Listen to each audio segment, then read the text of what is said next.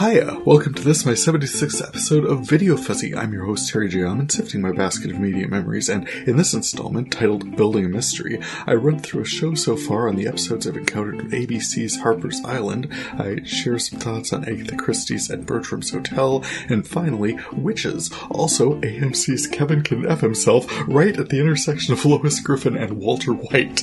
Welcome to the show! He doesn't have that on video, does he? We'll find out together on VideoFuzzy. I expressed interest last time in Peoria's Cornstalk Theatre staging a production of the reduced Shakespeare Company's complete works of William Shakespeare, abridged, revised this summer. Well, end of July we ran down to take in the opening weekend production with my friend Nathan, and I'll say this about that. They put on a fun show. It's been since probably 10 years ago I saw the original at Minot State, and a lot of that show was folded directly into this one, including the cringy hip-hop of Othello and running history plays as sports commentary. Henry IV says to Henry V, hands off to Henry VI. It's a War of the Roses cycle all over again, folks. Hands off to King Lear. King Lear throws down the field to Goneril.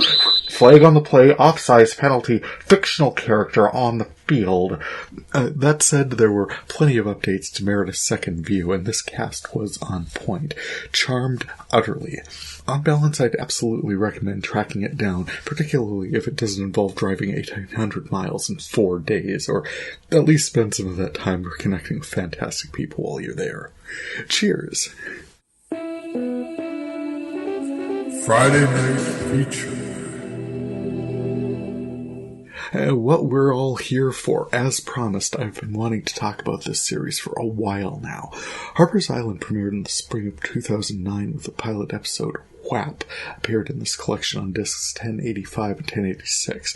Cataloged those back in February and first mentioned the series here a couple episodes back in episode 73. When the show's 9th episode, titled Seep, turned up on disc 1174, I felt I had a good enough armload of these to talk about them. According to the narrative woven among establishment shots, Harper's Island is a gloomy little hellmouth about 40 miles from Seattle. 7 years ago, 6 people were murdered there by John Wakefield, and he did them up complicated, tied together and strung way up in tall trees. We were told that they were the first murders in the history of the island, but that they would not be the last. We meet the core group setting off for that most monstrous of things, a destination wedding. Happy couple Trish and Henry, surrounded by friends and family, including Abby, Chloe, Cal, Sully, Danny, Lucy, Malcolm, Shay, Richard, Shay and Richard's creepy little girl, Madison, Trish and Shay's father of the bride, Thomas Wellington, and his wife, Catherine.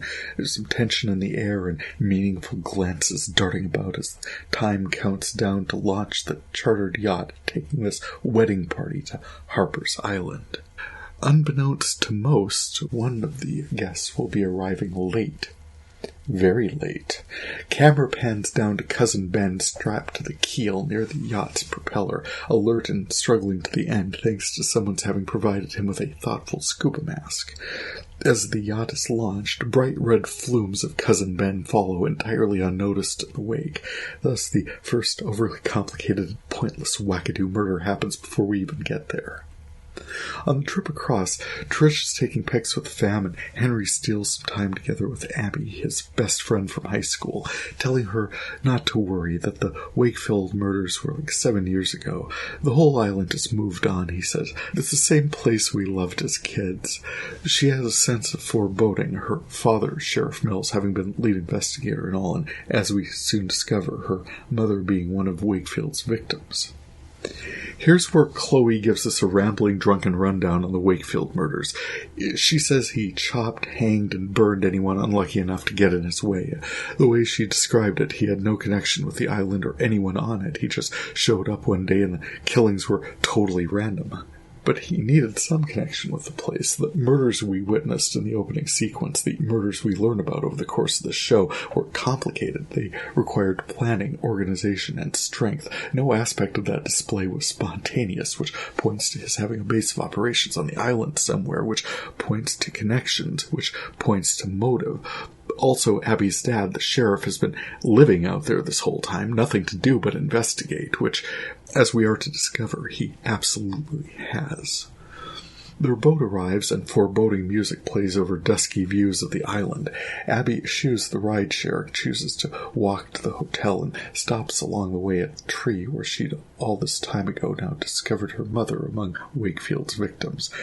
Images flash of dead people strung up in trees like Blair Witch ornaments, and she is suddenly, surprised by Henry walking up to her.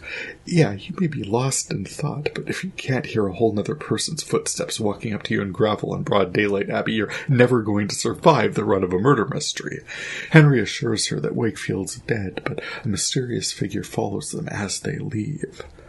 As they arrive at the sumptuous lodging house, the Candlewick Inn, the innkeeper, Maggie, an industrious worker bee, informs them that they've got the whole inn, and since it's end of season, practically the whole island to themselves.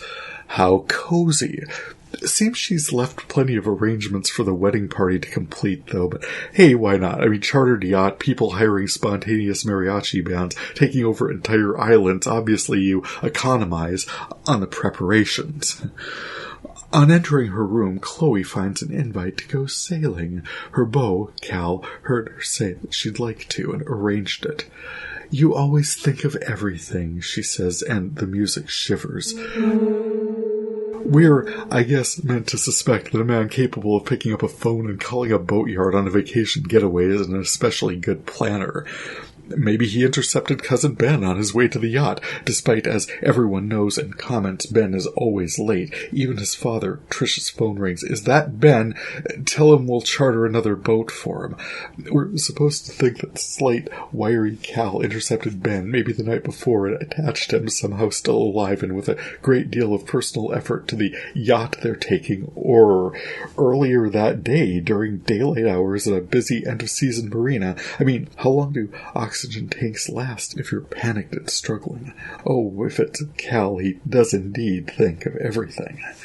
He's hardly the only suspect, and he may be a bit distracted to be committing unnecessarily complicated murders by wanting to propose to Chloe ahead of someone else's wedding. Way to pull focus, dude.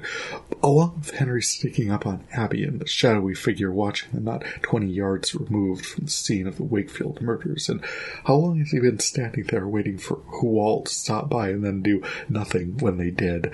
The maintenance crew suspects Cousin Ben is just some seaweed that got caught in the rudder, and be fair, after 40 miles sailing economy steerage, how much of them would even be left? Guests are arriving and getting ready. Arch, tersely worded emails and text messages are exchanged. At the big party that night, the bride's old flame Hunter shows up, and he's not the only one pursuing some May, very late September thing, with Uncle Marty scamming on the bridesmaids. Abby trolls the dive bar, playing pool with an old beau and causing a stir with the locals, including Henry's scary, creepy brother, J.D. A brawl attracts the attention of her father, Sheriff Mills, with whom it would be hard for anyone to miss. She has a very cold relationship.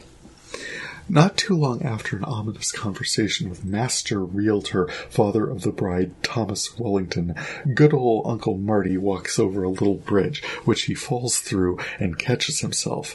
Someone below the bridge has a Hatari Hanzo sword and hacks him through at the navel. Cut to the bride and groom loudly consummating their upcoming nuptials, after which Henry spies Trish's old flame Hunter is calling Trish's cell.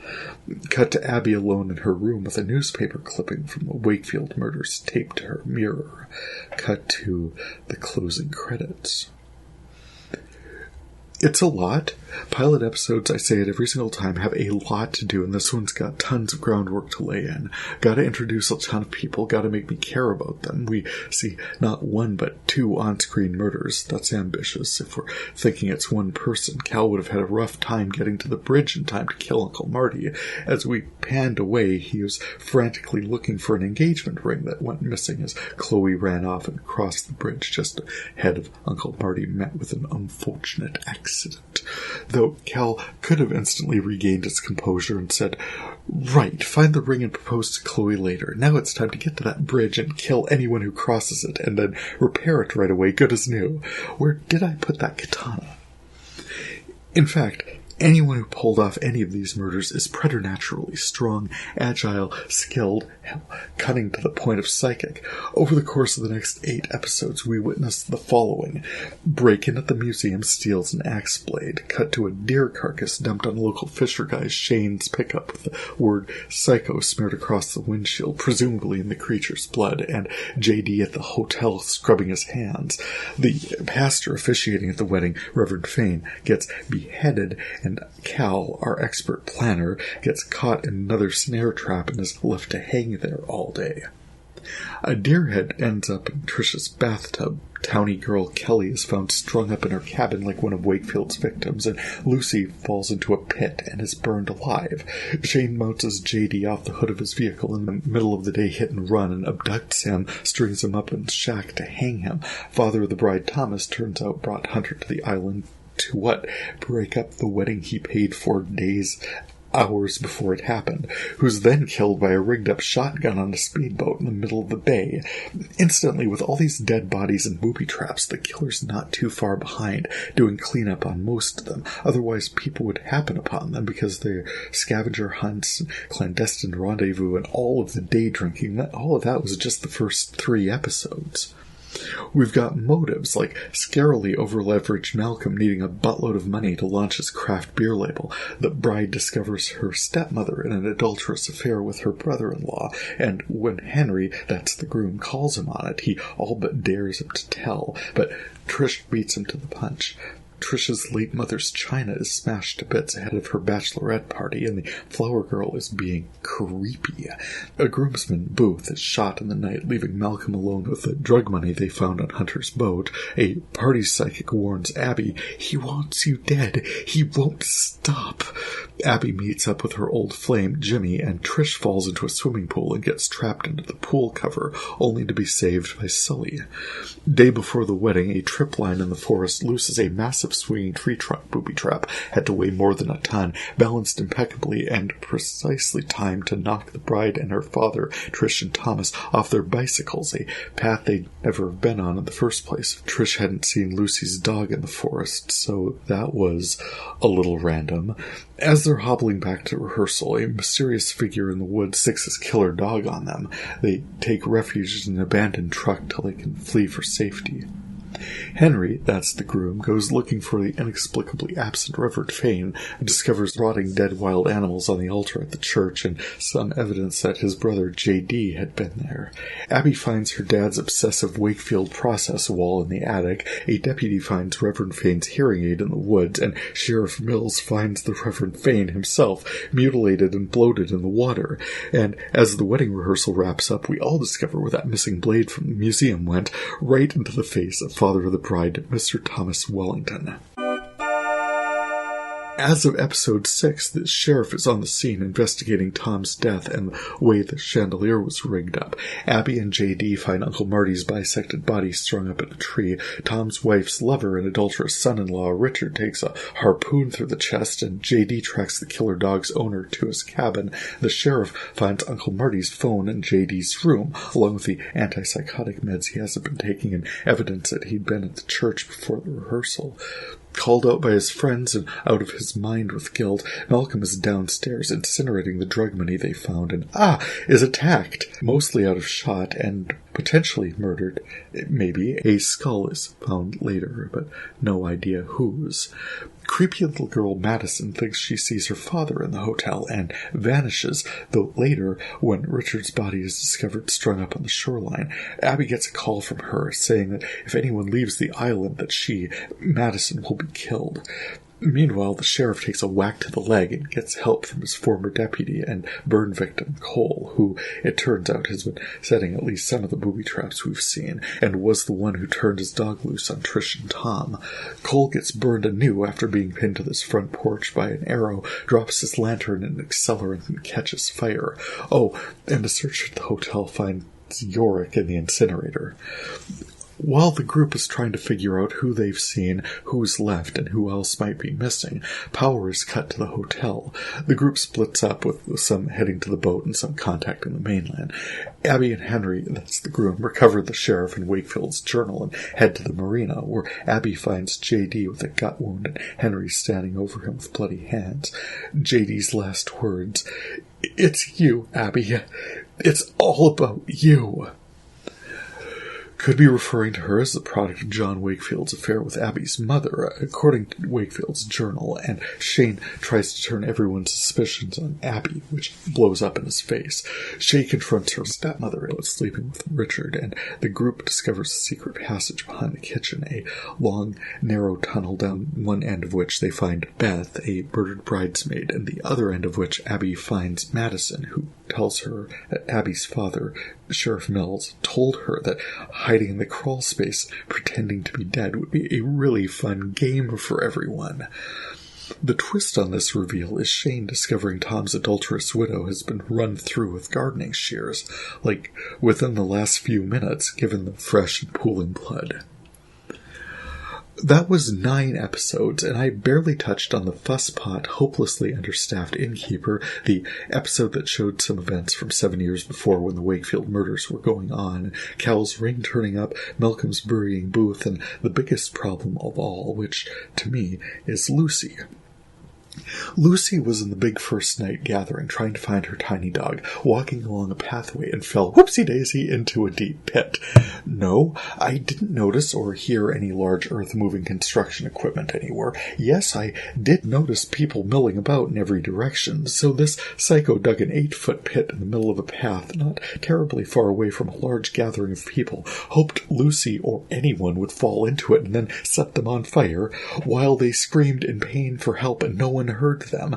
And then later, as soon as the next day, people are out scavenging all over the island and no one could tell that the ground was ever even disturbed. And sure, the sheriff, Abby's dad, is obsessed with John Wakefield, and the first opportunity he has to reconnect with his daughter, her invite to Trish and Henry's wedding, he's distracted from this ongoing manhunt he's been pursuing by staging elaborate murders, including Cousin Ben's a few days before, some of which he'd have been hard-pressed to carry out. I mean, he was a bloody mess from Cole's leg-wappy booby trap when Madison made her, "Oh my god, what a fun game, don't leave the island or they'll kill me," hilarious phone call, which seemed to coincide so exactly with the search party finding Richard, and that murdered bridesmaid, Beth, went missing down the long, narrow tunnel Sheriff Mills would have no hope of squeezing through, and also, with Shane right there in the room, Mrs. Wellington got, stabbed. Great big lumbering bear, Sheriff Lurchy McBleedy-Thigh, running all over the island so stealthily no one sees him at all, even though they're all in a heightened state of situational awareness and fear of their lives. He's leaving no trace and he's nowhere in evidence. It's hard to understand the motivation on most of these beyond deranged psychopath or someone determined to destroy Trish and Henry's wedding, which, honest to high school prom, what is the point? We're running out of suspects. The ones who remain are poor candidates. I'd say the staffers at the Harper's Globe, or maybe the innkeeper, might stage a high-profile murder or two to reignite interest in the Wakefield murders, and wedding of the season Trish Wellington and real-life fairy tale of her marrying one of her father's dockhands would be big and splashy enough to draw coverage, but why would they have started the killing with Cousin Ben 40 miles away in Seattle? Ben, Marty, Lucy, Reverend Fane. I mean, all of these murders were kept secret. Booth was kept secret. Beth might never have been found. Kelly lived there, wasn't any part of the wedding. They could have murdered her at any time. J.D. was the chief suspect. He did. Malcolm was another super late entry. Could be dead. Richard's body was discovered just as everyone was leaving the island. I mean, if you're trying to rekindle interest, you're doing it wrong. Trapping Trish in the swimming pool was a fail, and we watched arrows target Sheriff Mills and Cole ahead of Henry and Abby finding them at the cabin and recovering John Wakefield's journal pages. Shane was the only one there with the widow Wellington when she was run through, and he's pretty sure he didn't do it. There's a way of looking at this where all of Trish's family has been targeted. Shay and Madison are still alive, but there's 4 episodes left, and Trish herself was targeted twice. Even if she'd set the pool cover on a timer to deflect suspicion, her misadventure with her father in the woods with Cole's booby trap and the murderous dog, that would have been tough to plan. I'm sure it all ties up in a neat bow and makes perfect sense, but so much planning had to be going on between the wedding and the serial killings, the copycat killings, and the investigations that, in the end, none of it could have been secret anymore. It was just all too complicated, and that's my primary objection. You want to ruin a wedding for thrills and revenge, poison the cake. You want to do it one by one to make everyone increasingly nervous. You can get the same body count without the improbable booby traps, and then make sure people know that murders have happened. No one knew for sure anyone involved in the wedding had even died until Tom took an axe to the face right in front of God and everyone, day before the wedding and days after the first murder. Well, days after the first one we saw, anyway. We knew about a lot more of them because there were cameras there and we watched them, but whoever was doing it was going to so much trouble to keep their elaborate, intricately planned, insanely camera-ready artisanal murders a secret, but also psychotic and scary, to be discovered exactly on, presumably, the killer's timetable. So much control, and in so many different places around the island for any one person to be. I've got it. It was the production team! Yay, I win. No, like I said, there are a few more episodes left, and I'll revisit the thrilling conclusion once I encounter it. For right now, Harper's Island is creepy, weird crime porn. I'm not sure it's even going to be able to have a satisfying conclusion, but I'll keep you posted. Cross Connection. I've already mentioned Chris Gothi's connection through my collection to Sci-Fi's Eureka and Jim Beaver's connection to Supernatural.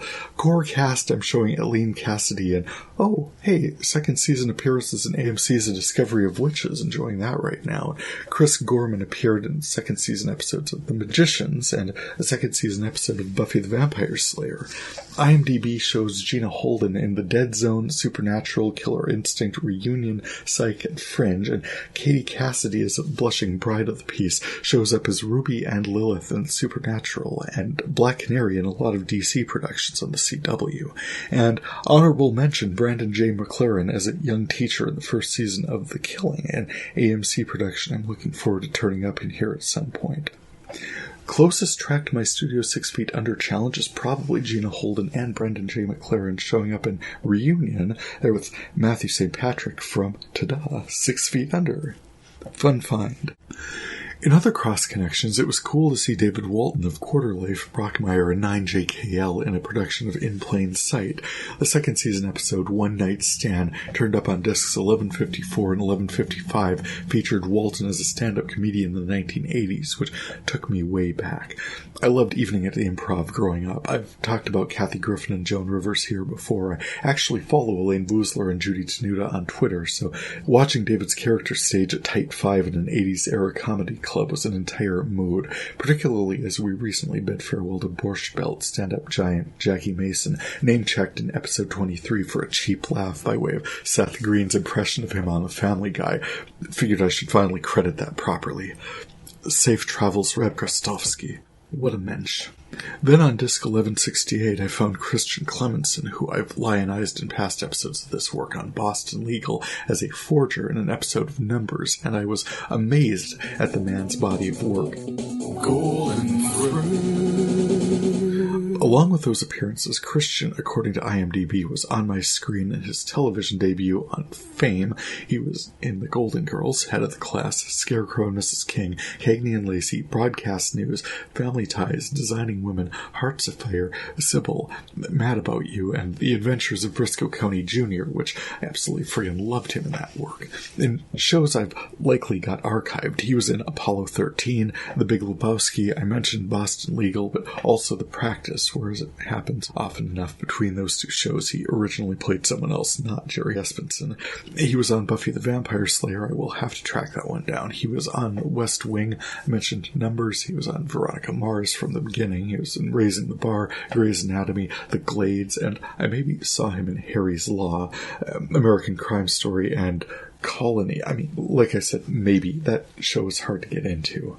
Christian Clemenson, I feel, is a strong get for when they need a nice guy with a tough center, someone with heart, overlooked, maybe counted out way too often, but comes through.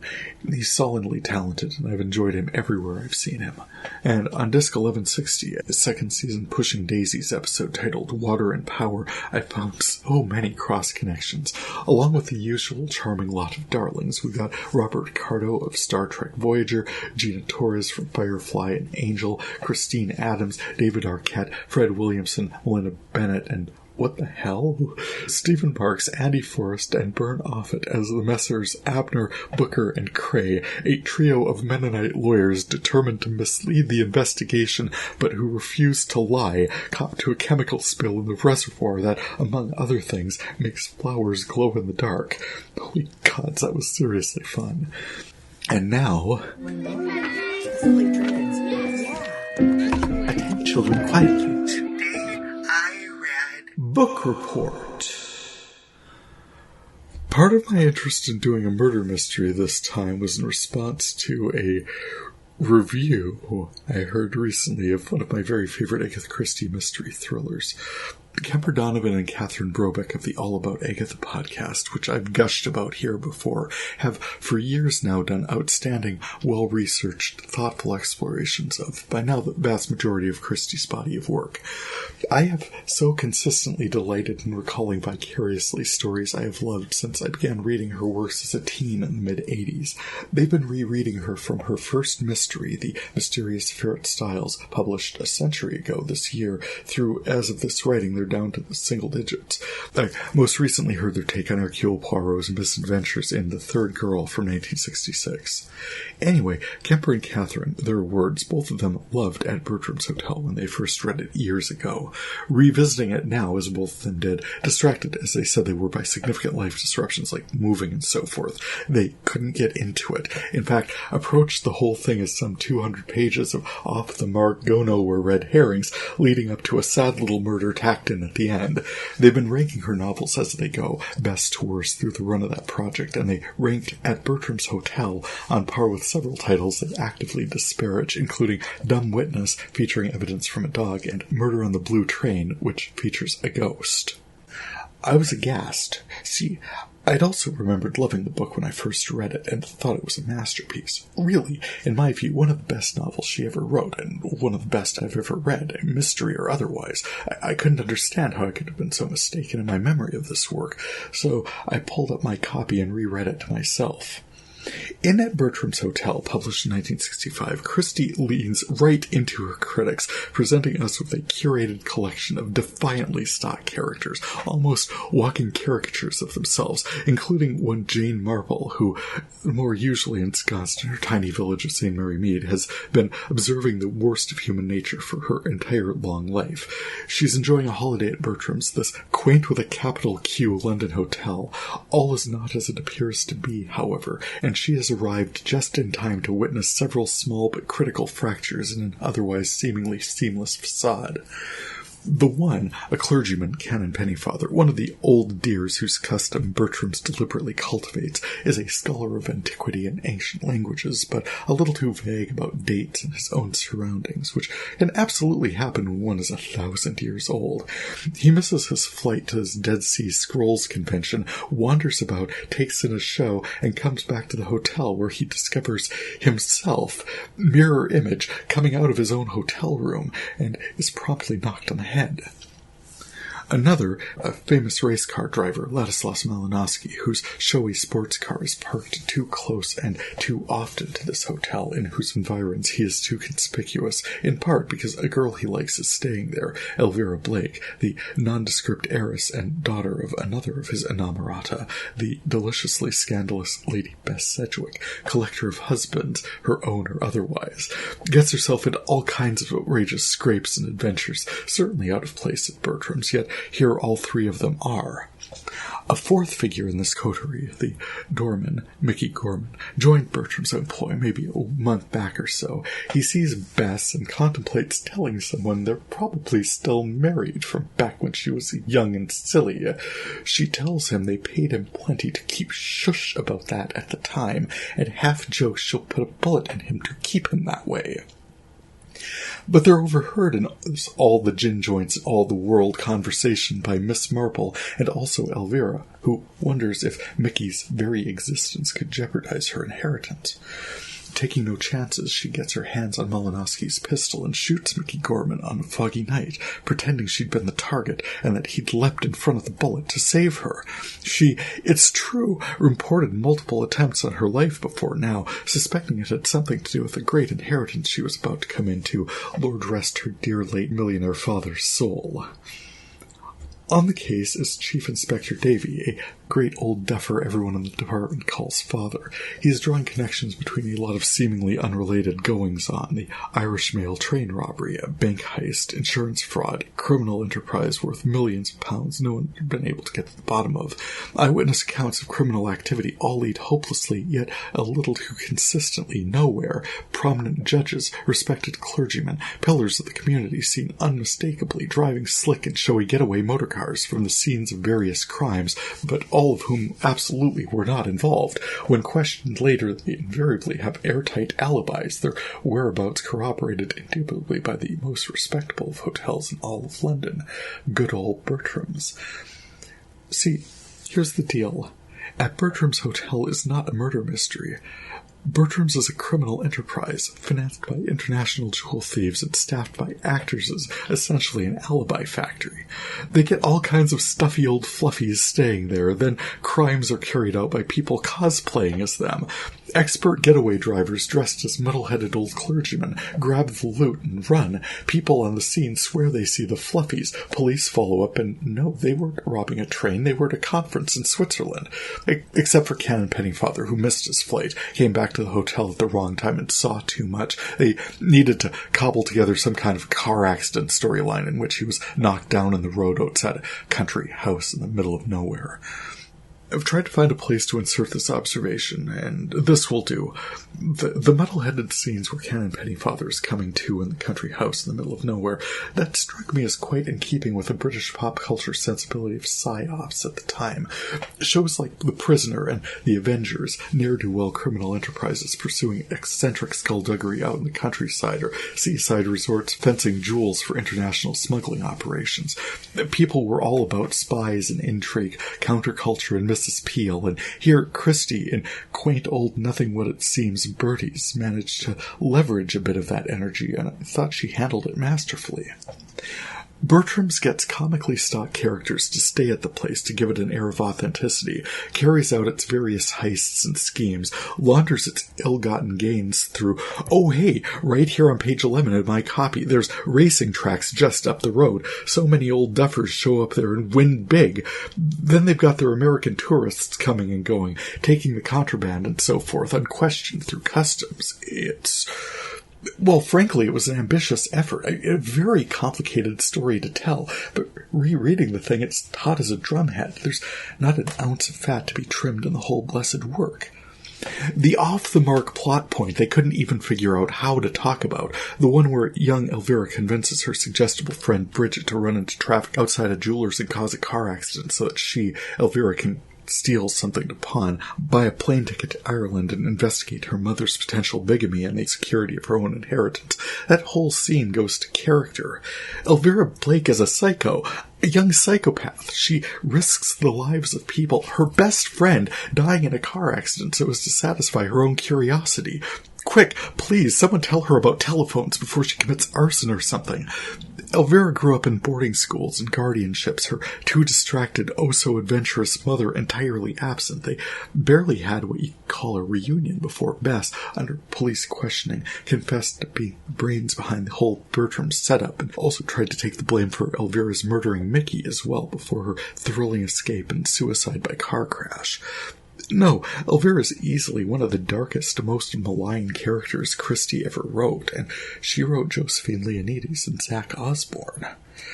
Now, We'll never know exactly what Bess was doing at Bertram's. Maybe she heard Elvira was going to be there and she wanted to get a glimpse.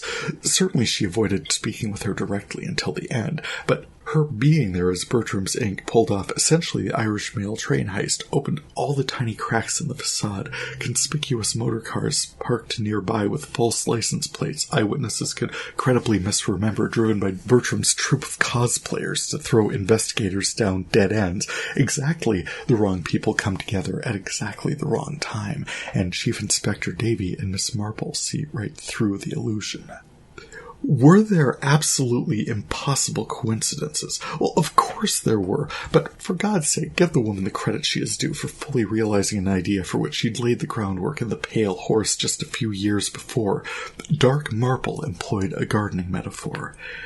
It is like when you get ground elder really badly in a border.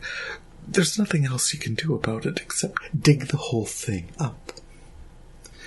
Just as I'd remembered it to be so very fondly, Bertram's Hotel was an elaborate front for an international criminal enterprise. It was corrupt to its core and needed to be taken completely apart. And who did that? Jane Marple. While on holiday. The murder itself was a kind of metaphor for the whole rest of the piece. Mickey Gorman was the very picture of amiable respectability masking baser corruption within, then ultimately destroyed by self-interested greed. Not telling anyone how to do their jobs here, but... Anyway, this has been my book report on Agatha Christie's At Bertram's Hotel. We now return you to VideoFuzzy, already in progress. Diving into my classic collection. Where, starting with a very deep cut, discs 199 and 200, I pulled up Geraldine McEwen's delightful turn as Miss Marple in the PBS mystery presentation of At Bertram's Hotel, which the All About Agatha team also didn't like. This 84-minute installment, released in 2007 as the third season opener in Agatha Christie's Marple series, was heavily adapted, but I feel by someone adapted adaptations. I feel the story as written would have been tough to screen. Too many olds, too much exposition, very little romance, and a little convoluted for visual media to get a handle on. The movie was reasonably faithful to themes the novel explored in greater detail. The story focuses on such intrigues it could. Twin scams, people being confused for one another, sometimes deliberately, sometimes fatally. The hotel is sumptuously appointed, but naturally everything must be reproductions and prints. There's art theft, jewel theft, murder, embezzlement, blackmail, a secret Nazi smuggling operation, and at the center of everything, Miss Jane Marple, getting to the bottom of it all. In fact, Movie Marple was quite a bit more active in her inquiries. The novel has her happen upon a good amount of the intel she gathers quite by chance. But then, the Movie Marple has so much more reason to suspect something was amiss, since, the one failing I'll call this movie out in terms of structure, the spark of every questionable thing going on at Bertram's took place within earshot of a little old lady waiting to check in at the front desk. Honestly, that scene couldn't have been less likely had Bertram's entire network of shady underworld clientele arranged it ahead of time as a flash mob. Everyone be at the front desk 5 p.m. and don't forget to act suspicious. Maybe in that way it was also true to the novel. Miss Marple still witnessed all of the Deus Ex Machina coincidences that she did. The novel simply spread them out over a longer period of time. Closing out this commentary, it's been too long since I saw the Joan Hickson version of this production, the one that aired in 1987, ran closer to 2 hours. The standout performance for me in that one was Carolyn Blackiston as the outrageous Bess Sedgwick. The Bess and McEwen's version needed to blend in quite a bit more so as to be mistaken for at least 3 other characters in order for that adaptation to work, but Blackiston's was much closer to the character as Christie wrote her. Brash, bold, devil-may-care. If I've got that version in my collection, it has not turned up yet, but hope springs eternal. Moving on to the more recently catalogued entries, on disc 1158 and thereafter, I've archived big network productions like Unbroke, where celebrities were brought in to help explain the financial collapse to us poors, Earth 2100, talking about ecological devastation if we don't make significant systemic changes, and Brian Williams' hour-long exploration of a day in Obama's White House. As Earth 2100 with Bob Woodruff projected a future where coastal cities are subsumed by ocean waters, no less a person than Dr. Anthony Fauci himself commented on the great potential for spreading pandemic in those conditions. The graphics actually include a coronavirus in the show called Caspian Fever. As presented, the show gave us till 2081. What an optimistic Pollyanna view of the world. Well, it also suggested we'd all wear masks, wash our hands, and avoid public meetings, and still lose more than half the world's population. So, yeah, I guess we'll see where the next 6 decades take us. Human population, like everything else, is going to come down to carrying capacity. That's the reality for every other living thing on the planet. We just got a book says that magic is real. The only way for humanity to survive in the long term is to work together to find a determined way to do so. Racism, nationalism get in the way of that happening. It's important we overcome our baser tendencies. Our current system makes sure very few people want for nothing, more scraping by enough to fear rocking the boat and then screw the rest of us. It's just that the very few are so very conspicuous in their consumption these days that the system's instability is just unmissable. Billionaire space jaunts may actually end up being the catalyst for structural redistribution necessary to regain or even achieve sustainability. That said, never underestimate the corruptibility of public officials. They do seem to be surprisingly affordable.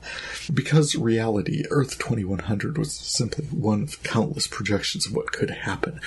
If you think about how different the world was in 1800 as compared with 1900, then 1900 to 2000, the world 100 years from now is just as unforeseeable. We all want better for our families. Most of us, however grudgingly, understand other people have a right to exist, and they also want better lives for their families. I want to say most of us understand the value of altruism or charity or at least enlightened self-interest, and so long as that's true, I wish us well. Elsewhere in my classic VHS to DVD collection, I found several scraps of late-night musical productions that took me back, one of which landed up in my iTunes, and yes, as of this posting, I still have an iTunes. Namely, Pearl Jam's Rock Out got some on the June 1st, 2009 debut of The Tonight Show with Conan O'Brien in support of their 5th studio release, Backspacer. At the time, the group was coming up on 2 decades performing together. Eddie Vedder in his mid-40s singing with ragged, molar-grinding energy, and the guys sound fantastic. I like it. I added it to my collection. He's now in his mid-50s, and they're still touring. Dates scheduled in September, North American tour dates next spring, and Euro tour next summer. If they're maintaining that energy and stage presence, those shows gonna rock. Before that, I had Bill Cosby's mid-2009 appearance on David Letterman, where the worst he'd copped to in that interview is stealing a bit from George Carlin, but he still had audience love. The Cosby Show at this point was legit nostalgia. People looked back with fondness and enjoyed his rambly, kind of vague monologue. Then I've got this stylish blonde hottie on my screen fronting some cool jazz I do not recognize, but a lyric search tells me it's Melody Gardot purring some desultory low-key number titled Who Will Comfort Me. It cuts out after a minute and a half, Kel Dimanche, but what I've got is this evocative callback to Peggy Lee's entire body of work, and it's wonderful. If that's the only Melody Gardot I've got in my archive, I'm happy to have had the introduction. During Green Day's performance of Know Your Enemy on Conan's show, like his premiere week or something, Billie Joe Armstrong ran up the aisle during the instrumental break and played lead guitar surrounded by Conan's audience. End of the song, Conan congratulated them and Billie gave him a guitar, which I thought was kind of awesome. I don't think it was planned ahead of time because Conan had already thrown a commercial, but he expressed joyful surprise at the gift. Along with these late show interludes, I've been encountering some truly fun behind-the-music type explorations on Freddie Mercury and Queen. They're technically in my current collection, but feel more at home here. More than a month ago now, I ran into a Reels 2-hour exploration of Freddie Mercury and Queen's rise to fame and infamy in Freddie Mercury, the Great Pretender. It talked about Queen's music post the Live Aid concert, and Freddie's vocal and health concerns, his HIV status, and the fixation of some journalists on his sexuality and AIDS as some kind of judgment. A columnist even penned a rather nasty counter-obituary, portions of which they screened, and as you could read it, I did. The man really let that venom drip. The overall production was positive, however, and a window on a man who lived his life on his terms. As I write this, we are not fully 3 decades post his death, and his influence, Queen's influence on music and culture, is ubiquitous. The other was much more recent, a fun PBS pledge event kicking off the 6th season of classic albums with a look back at Queen's 1974 release, A Night at the Opera. The 800-pound gorilla of that release was obviously Bohemian Rhapsody, but what I appreciated about this production was the context it established with the work they had done up to this point and the deeper dive it took in the rest of the LP itself, which has gone overlooked certainly for 47 years of my own life sitting here talking to you, and there was some clever, quite charming deep cuts to be found there. The story of the work, the band and their connection, how such multi-layered sounds came together in an analog environment. It was truly fascinating. Back to my classic collection proper, NBC's 2009 fall lineup included something called The Listener, the pilot of which turned up on disc 1161 in this collection. Craig Legnick is Toby Logan, a young EMT who grew up with the ability to read people's minds, hear their thoughts, see things they saw. The production did not specify, and within the first 2 or 3 episodes were quite expansive regarding the parameters of this gift. And to be fair, Alison Dubois' psychic gifts on Medium manifested in every possible way over the course of several seasons, including demonic possession and body swapping. It's completely made up anyway, so why demand limits? Toby hasn't told everyone he knows about this gift of his, but is weird enough with it he gets quizzed intently by his best friend and co-worker and by district attorney's office paralegals about his being so intuitive.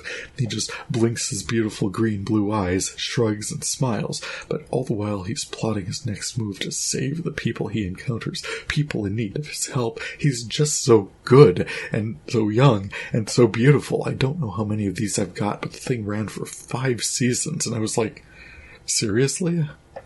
On disc 1155, I found the 2nd season finale of Breaking Bad, where a season-long patchwork of imagery pieces together in towering dread. John Delancey is Don, air traffic controller and father of Jesse's girlfriend, Jane, finds a response team zipping her into a body bag following her last one big night's overdose on heroin. Don stumbles to work as the other half of this drama unfolds. Skylar's rage at Walt's lies puts her on a plane to her mother's newborn daughter and all.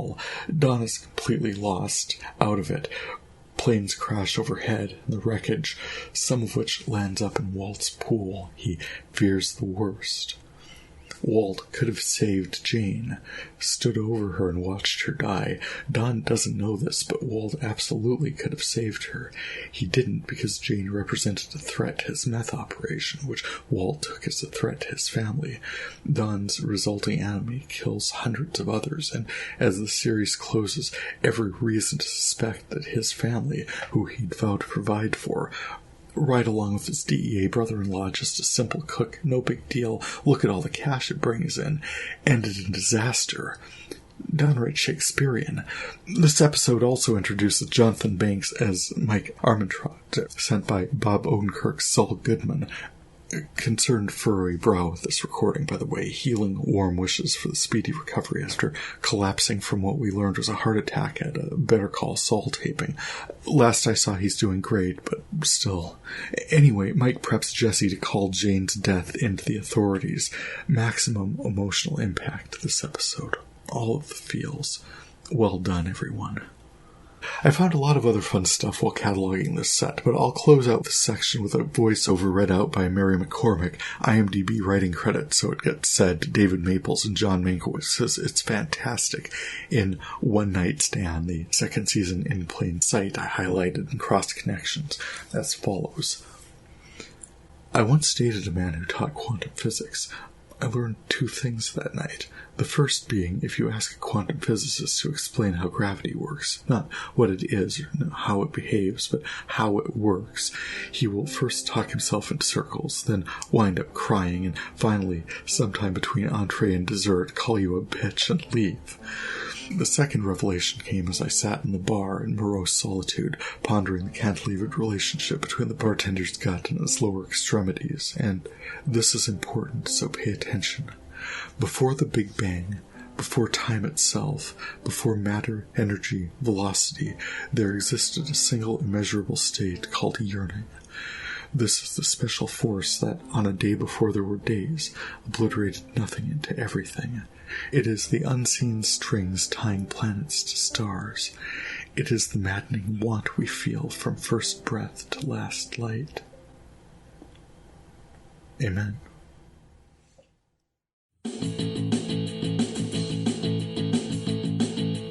Checking out my current collection. Onto my direct-to-DVD collection. I seriously enjoyed Valerie Armstrong's AMC creation called Kevin Can F Himself.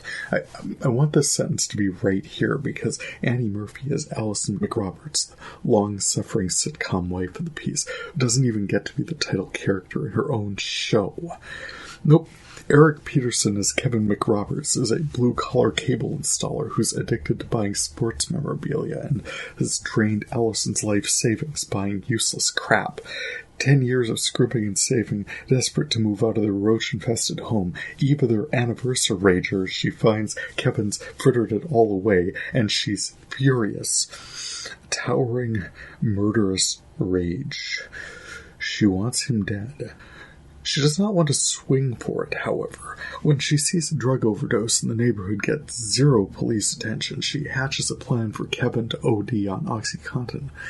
In the process of securing the pills she needs for that, she discovers that her aging goth chick hairdressing neighbor Patty is a drug dealer at about the exact moment Patty's supply dries up. Patty's got one of her tweakers in a murderous rage, demanding she scrounge some more up. So the pills Allison steals from a trucker, she parlays into arranging a hit on her husband.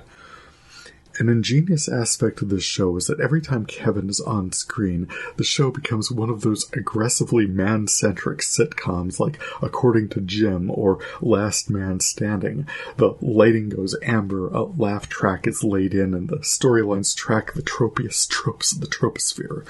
As soon as Allison's on her own, it goes all moody and Breaking Bad. That's kind of what the show reminds me of. A nice suburban housewife is thrown for a loop, trapped in crappy circumstances with this unmitigated human toad, and vows revenge.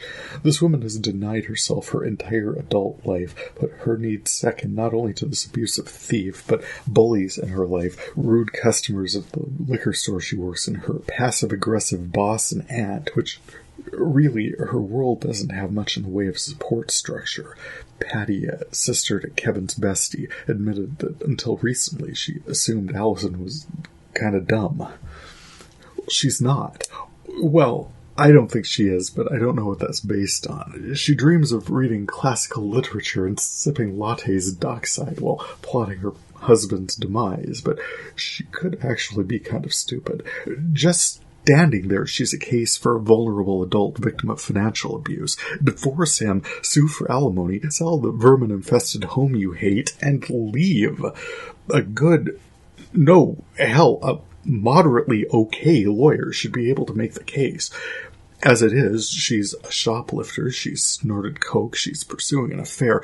Allison is actually the other woman to an old flame of hers, Raymond Lee as Sam. And while only the parts with Kevin in them are lit like a sitcom, Allison's planning has been pretty laughable. She's involved with assaulting a trucker and stealing some oxy, and she has orchestrated a hit on her husband in a small enough town that the case could be cracked by two women with a podcast. Don't get me wrong, I feel for her. I'm rooting for her. Kevin is brash, arrogant, self-centered, awful by any metric, but her revenge plots are half-baked at best, and there's a massive reliance on coincidence to move the plot along that hurts credibility. Well, that and flipping back and forth between the comedy and the drama, like Kevin running back and forth between two restaurants to celebrate two birthdays. It's a fun show. I named her up there. Show creator Valerie Armstrong is killing this. Executive producer Rashida Jones, and from Parks and Rec, is killing this, and I wish everyone well. On to season 2. I just kept not following up with you all about Kung Fu on the CW, and that is a shame because despite my early reservations, totally borne out, by the way, regarding the family dynamics at play in this production, they do not overwhelm the quality or the drama of the storyline, which centers on Olivia Lang as Nikki learning about her destiny as a guardian and the obstacles she faces in protecting the monastery that trained her. Don't get me wrong, this family would have been happier generally if they just talked to each other, but as Nikki learns more and more about the mystically powerful weapons her family has been safeguarding for centuries and her role in keeping them safe, powerful adversaries have risen up to take control of them and use them for evil. I recently took in the first season finale, which found Nikki back at the Shaolin monastery she trained in, facing Peiling Zhang, a ruthless warrior who murdered her own sister, Nikki's chief trainer and spiritual guide. Thus, her journey of discovery, exploration through her aunt's training, her mother and grandmother's secrets, her lover and random K-pop guardian brought her full circle, face to face with her own destiny. I enjoyed it, and should it get a second season, I look forward to seeing it.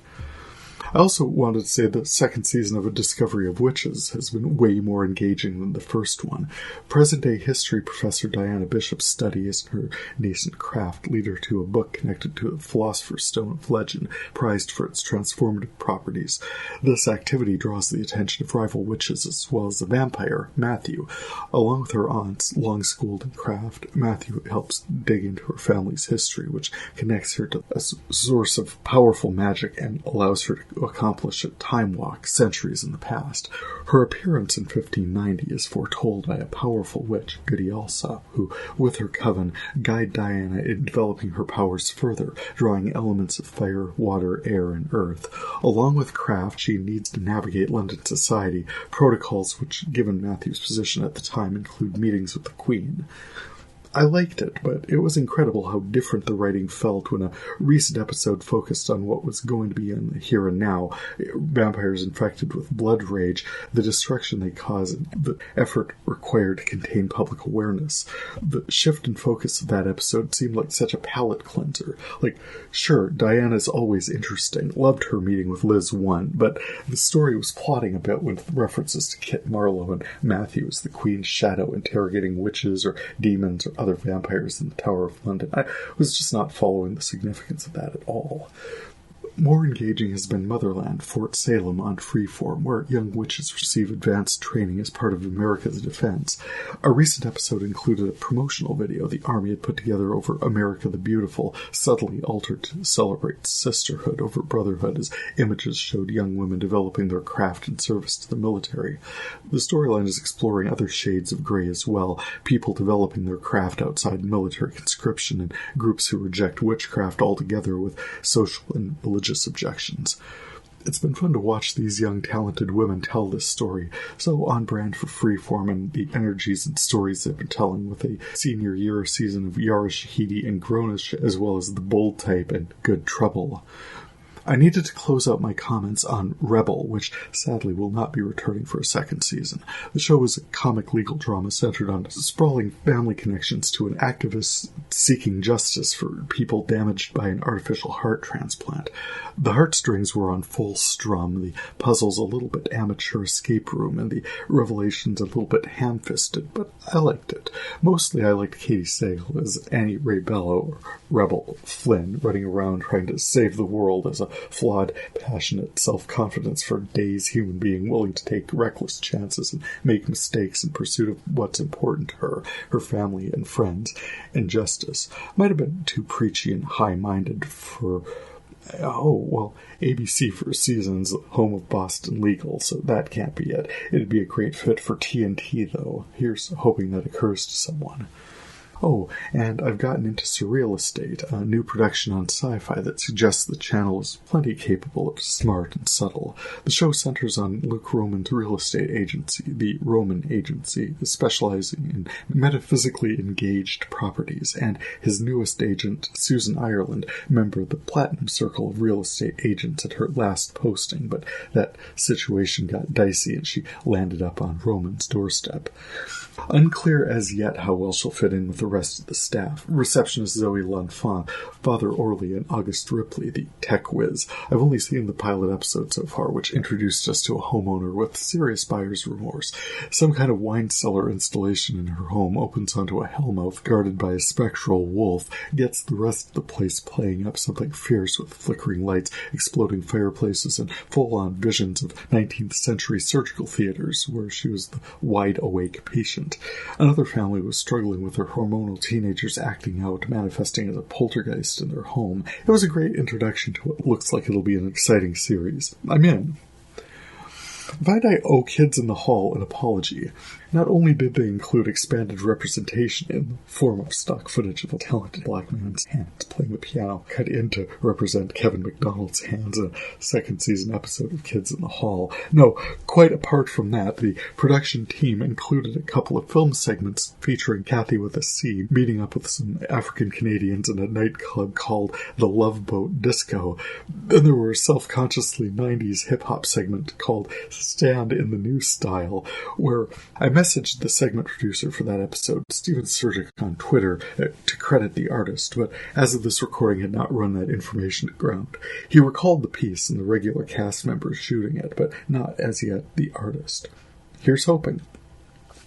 In that the gentleman Miss Kathy with a C took home with her from the Love Boat Disco, Gilbert, had a name and dialogue and everything and is listed nowhere in the production credits for that episode. However, I am tempted to rescind my apology. Actors deserve credit for their work. In any event, it's unfair to say, as I did in episode 47 of this podcast. Kids in the Hall from 1988 that regularly and not at all ironically featured characters in blackface. In truth, while I do not know how regularly that happened, the show was a largely undifferentiated sea of white males dressed often enough as women, but I can report that it did very occasionally include film segments that featured people of color, so better. And structurally, I ran into something of an unforced error / boof while making these recordings. I've got 2 discs X405s. Okay, a while back now, after a lot of archiving, I sat down to catalog my current collection entries, and I couldn't find disc X405. I got discs X401 through X407 here, and X405's not in evidence. Well, when I finalize a disc, I put the next one in the recorder and then write a number on the next blank disc along with a Sharpie. I've done this thousands of times now, and having met me, I assume I'm capable of making mistakes, and I assumed that's what happened. So I numbered a new disc X405 and recorded to that one so I don't have a gap. Problem solved. Then I'm up here cataloging, and I realize I'm missing an episode of Kevin Can F Himself that I know I friggin' saw. I'm checking all my recordings, maybe I forgot to start a new file, maybe it's the last 42 minutes of a movie. Nope, I'm going through everywhere it could possibly be on my discs and coming up empty. I go back downstairs, I look under a blanket near my recliner, and sure enough, there's the original disc X405. So now instead of a gap, I got 2. And I was immediately going to renumber the second one when I was like, no, my classic collection is missing at least one disc, disc 362, and spoiler alert, I know I've got some sort of a car crash coming up at the end of the binder I'm currently working through. So my current collection has 2 discs X405, disc X405-1 and disc X405-2. Maybe I should have gone A and B. The point is, if I need to find something again, they're plenty well enough differentiated. I'll be able to do so just fine. VideoFuzzy at the movies. Ooh, going way back, about 2 months now. Once I got through posting episode 75, I tackled a sewing project I'd been putting off for too long, updating the masks I needed for work. That was a learning process and absolutely took some time. But while working on that, I took the opportunity to plunk down and watch and archive several movies in real time. Opening with a blast of nostalgia, we got Doris Day at the intersection of espionage and high fashion, taking on the title role in 1967's Caprice. The opening credits took a jovial attitude towards a female of the opposite sex as a top spy, but it played to audiences eager to see women in central roles, however comic.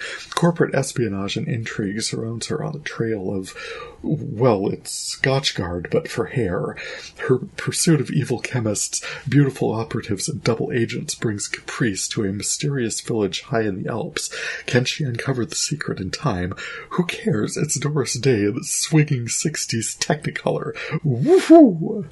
Also fun was 2018's You Might Be the Killer, featuring Joss Versa actors in a much lower-rent cabin-in-the-woods type reimagination of the lakeside summer camp horror genre. We got Willow from Buffy and Topher from Dollhouse, essentially, riffing back and forth on the phone while Willow's at work in some retail capacity and Topher is murdering all the counselors at a summer camp, possibly under the influence of an evil mask, but possibly just because he is a psycho obsessed with horror films. No spoilers when it's in the title, but I've got to say, that was one of the funnest send-ups of the genre I've seen in a good long while. Well done.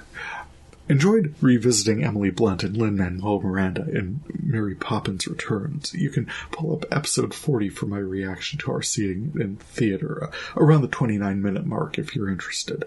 I was less excited watching Pierce Brosnan as an Irish ministry official in the face of a domestic terror strike, desperate to keep his shady past connections a secret in 2017's The Foreigner. Alas, Jackie Chan's bombing missions destroyed all evidence linking Pierce Brosnan to an accent coach.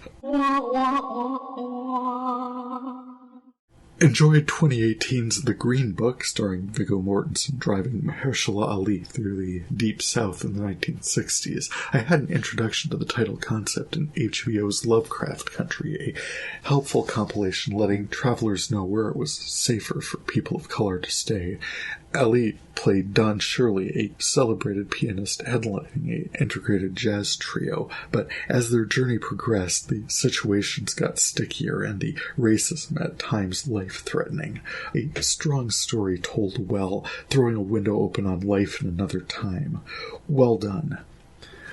Frank Sinatra graduated from a private investigator in 1967's Tony Rome to homicide detective with the NYPD, doing his best Joe Friday impression while investigating Dragnet-type witnesses in 1968's The Detective. This was a sprawling 2-hour production that explored several aspects of a seamy underworld of gay metro nightlife in the late 1960s. Sinatra's detective Joe Leland is called in to assist on the grotesque crime scene left behind in the wake of the gruesome mutilation and murder of a wealthy playboy at his chic high-rise apartment. Investigators trace tenuous clues through intimate bars and health clubs to uncover a street punk he'd taken up with. Given Playboy's status, Joe was under some pressure to deliver results and put the mentally unstable street punk through the ringer to get his confession, despite all the evidence against him being circumstantial. As the movie walks past the asked and answered murder, we learn more about Joe's home life, his troubled marriage, support structure, and his take on law enforcement. A widow's unwillingness to let sleeping dogs lie opens another window on organized crime that seems oddly connected to that first case, and Joe's curiosity is roused. Threads of the renewed investigation lead him to a respected associate, closeted, horrified at the irrepressible truth and immutability of his attraction to men, and in his expression of it with the Playboy, took it out on him and let another fry for his crimes. The movie matches Sinatra's world weariness, and given the range of topics it was willing to explore, quite candid, especially for its time. The exchanges regarding race and sexual identity were worthy of its audience, and I appreciated the movie's willingness to explore a sympathetic lead character's marriage being on the rocks. Well worth tracking down.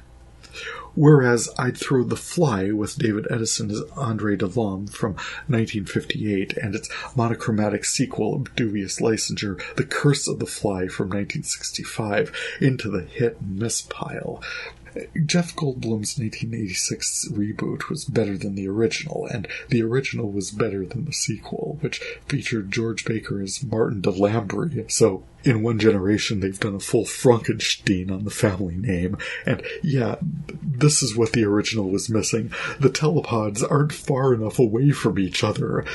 So while you're also working out why your teleporter's aging people prematurely, you have to deal with untrained servants operating millions of pounds worth of equipment, all looked like glass boxes to me, and dealing with overseas telephone connections between the UK and Montreal. No, that's probably fine. You're out driving around in the middle of the night. Why not also pick up a nude woman fleeing an insane asylum, steal her some clothes from someone's clothesline you're driving by, and what the hell, marry her? You're obviously super smart. Oh, here's an idea. Why not put her up in the failed teleportation experiments wing you have, where you're also hiding your also still wife? And, oh darn, the really violent one got loose. Drop him in the telepod and send him overseas for your bedridden, prematurely aged uncle to deal with. Brilliant. Yeah, the original was unrated. The second was abysmal. More silly than anything else was Sacha Baron Cohen and Margaret Strong in the title roles as 2016's The Brothers Grimsby. Top MI6 spy Sebastian Graves hides out with his wanka big brother Nobby in his North England hometown fishing village of Grimsby, which would work just fine if the town weren't so proud of him they put a big banner celebrating his return. There's a bioweapon to track and contain, and implicit spoilers in the fact that it is a comedy, but yeah, the how is at least a bit jaw-dropping, so yeah, Rebel Wilson shines in The Brothers Grimsby.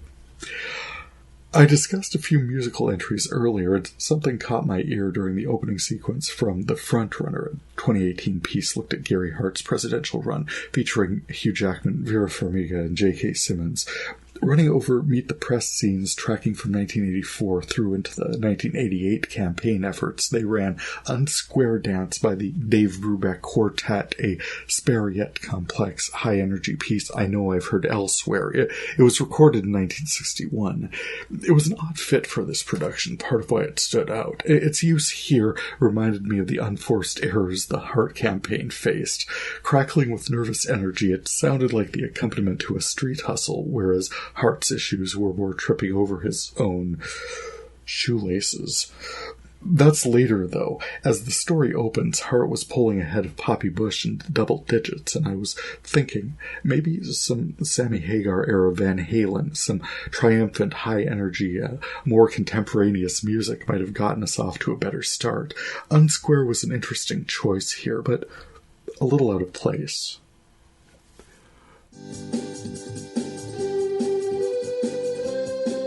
What I've been watching. Ralph and I pulled up Joel McHale's Food Fight, a crime scene kitchen in which several pairs of contestants examined a kitchen in which some dessert item had been prepared and, based on the clues left behind, puzzled out what that item had been and attempted to make it themselves. At the end, judges evaluated their deductive reasoning skills as well as their culinary skills evidenced by their finished products. It was actually surprising how close some contestants were able to get based on the clues, given how far afield others occasionally fell.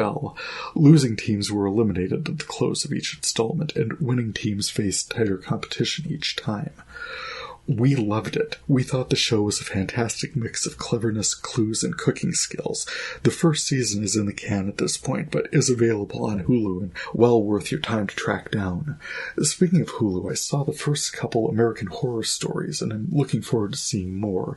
Rubber Woman Parts 1 and 2 take us back to the murder house where it all began, this time with Scarlett as an angsty teen lesbian daughter exploring her libidinous proclivities while her two dads' marriage falls apart.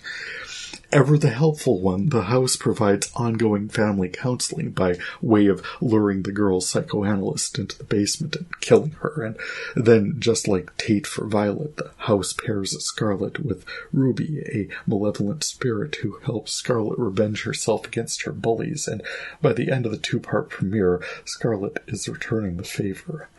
Wild. Along with the Hulu production, I saw where FX will be premiering Season 10 of American Horror Story proper, with usual Sarah Paulson, Evan Peters, Frances Conroy, and Angelica Ross, this season titled Double Feature, which looks delightfully spooky. Keep an eye out for that.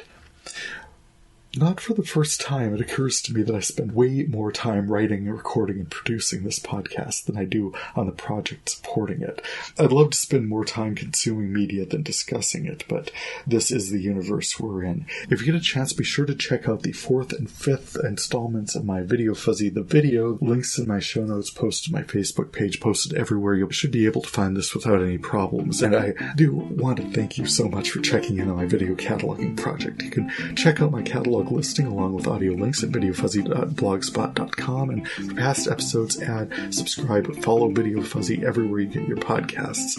Feedback is always appreciated, and you can contact me through my blog or podcast sites via email or through my VideoFuzzy page on Facebook, or you can follow me at DJ VideoFuzzy on Twitter. For VideoFuzzy, I'm Terry J. Aman. Happy viewing. It might be amazing, it might just be scuzzy. We'll find out together on VideoFuzzy.